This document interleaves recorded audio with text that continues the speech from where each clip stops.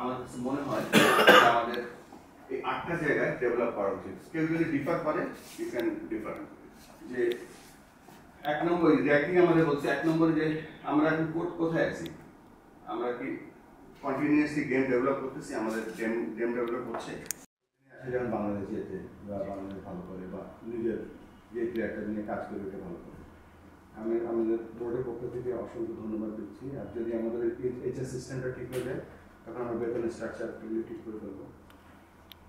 আর sir এটা কিন্তু একটা অনেক বড় হবে স্যার সবার জন্য, কারণ আমি যতদূর জানি ইন জেনারেলি সব আর তালা রাজিন তারেক আজিজ একসাথে কিছু ম্যাচ খেলছি, বাট এখানে আমার একটা রোল দিচ্ছে এখানে প্রেসিডেন্ট, এবং এই রোলটা আমি সব জায়গায় ইউজ করতে চাই না।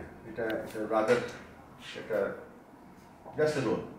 আর আমি চাই যে আমরা যেন মেন অবজেক্টিভ যেটা ক্রিকেটটা আগে নিতে পারি, এবং এই রুমটা বাংলাদেশ ক্রিকেটের মনে হয় মোস্ট ইম্পর্টেন্ট পিপুলরা যেখানে। অনেকে হয়তো ভাবে যে ফিল সিমন্স আছে ওখানে, সালাউদ্দিন আছে ন্যাশনাল টিমে, ওরা ইনফ্যাক্ট ওরা ইম্পর্টেন্ট না, ইম্পর্টেন্ট হচ্ছে এই গ্রুপটা যারা নাকি নেক্সট জেনারেশন ক্রিকেটার তৈরি হবে।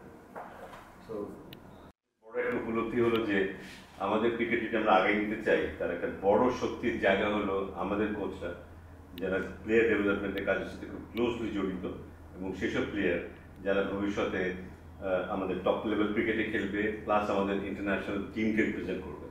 So I think this is a very important group of people যারা আমরা এখানে আছি, এবং এদেরকে আমরা কিভাবে আরো বেশি করে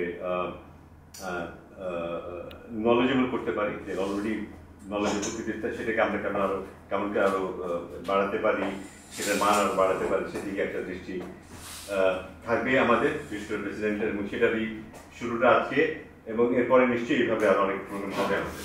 থ্যাংক ইউ।